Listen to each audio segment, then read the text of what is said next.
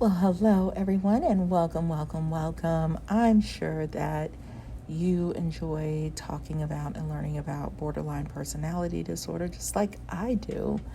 It's very interesting to learn about, and that's what I want to do on this channel is teach you what I've learned about borderline personality disorder in hopes of helping you either understand yourself better or someone that you have to be in contact with who has borderline personality disorder. So make sure that you subscribe to my channel so that you can learn all you can and like the video.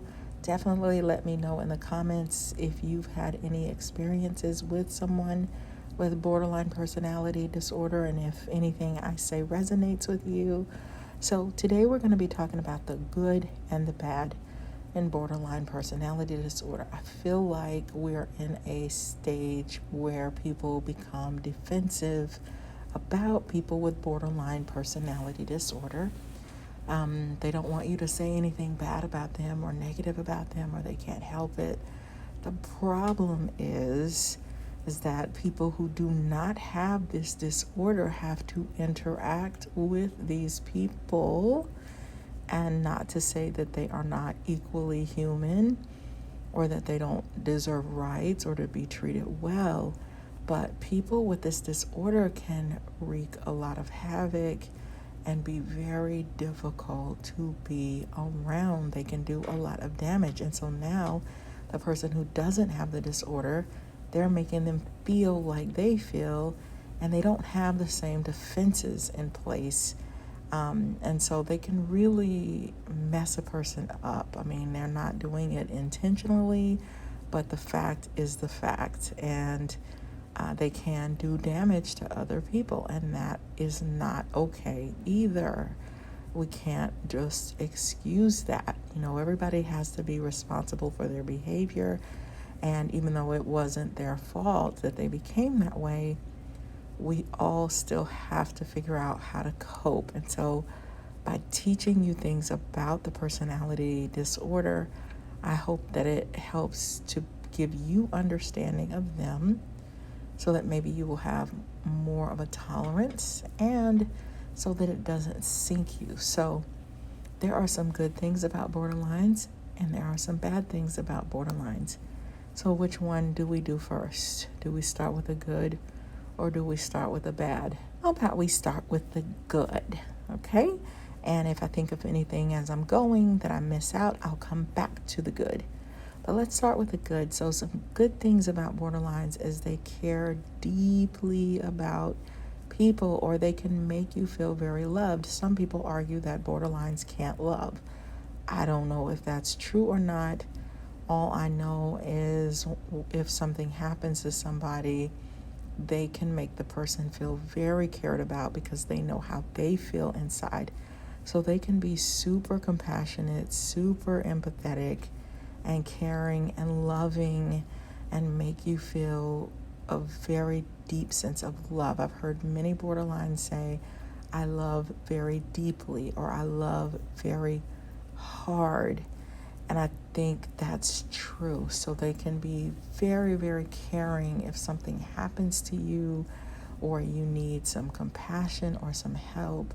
They can be phenomenal at that. They can also take care of you in a way that other people can't. And what I mean by that, or not that they can't, but they can go overboard when it comes to taking care of you.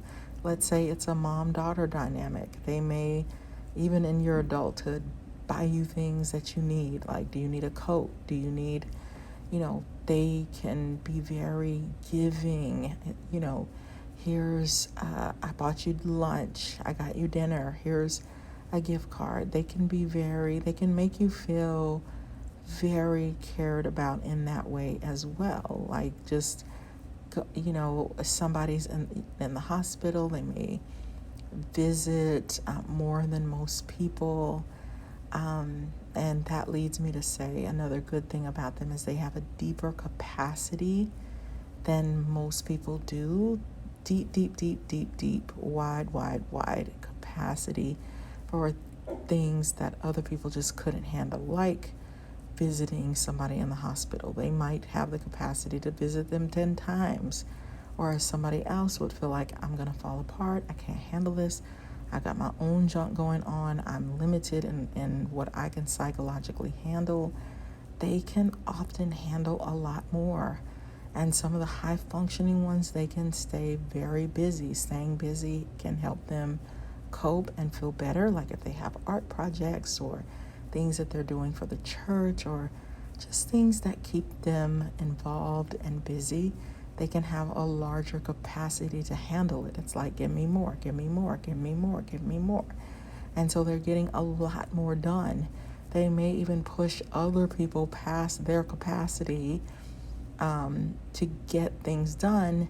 And in some ways, they can help people to grow and be stronger, or do better, or improve, or increase their tolerance for getting a lot of things done. So they can have kind of this limitless appetite and capacity for dealing with life, situations, tasks than your average Joe.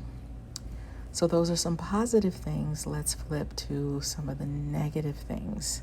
One of the negative things that comes to mind is temper, anger.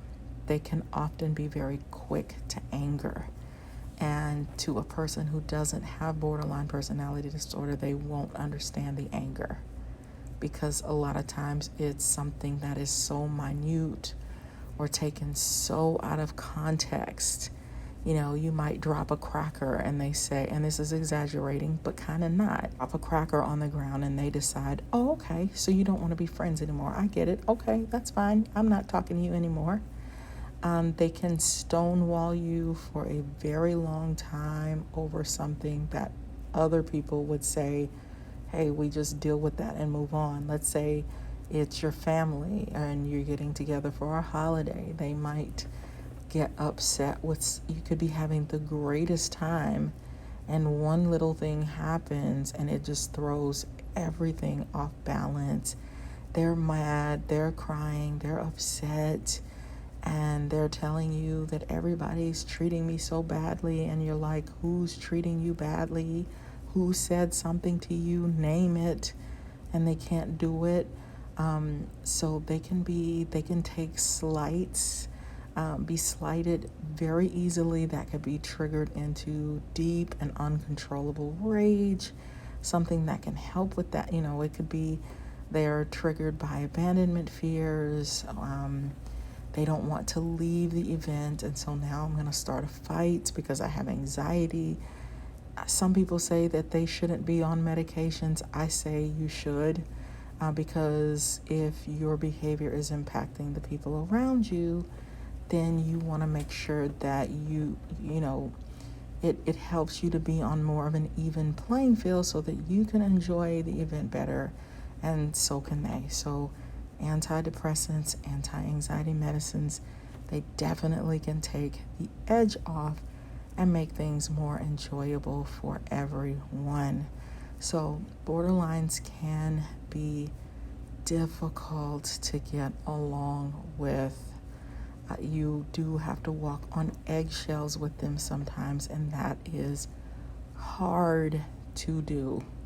So that's one of the number one things that I will say in the, for this video. I've done some other ones that talk about some other specific areas of borderlines that could, cause some issues. But their triggered anger can be very confusing to somebody, because it can send the other person into this realm of, what did I do wrong? And it feels like I didn't do anything wrong. So I hope this helps someone.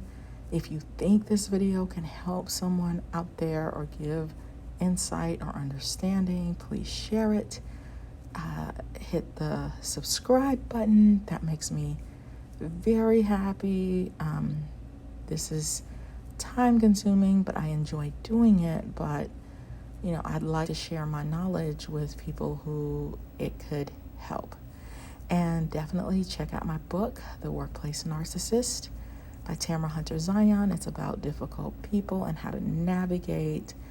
And also I wrote a book called Flip the Script on Love by Tamara Hunter Zyon on Amazon. Check that out if you want your love relationships to be better and to get to a place of commitment and have a wonderful life together.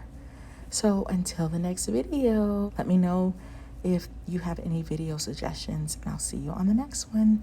Bye, friends.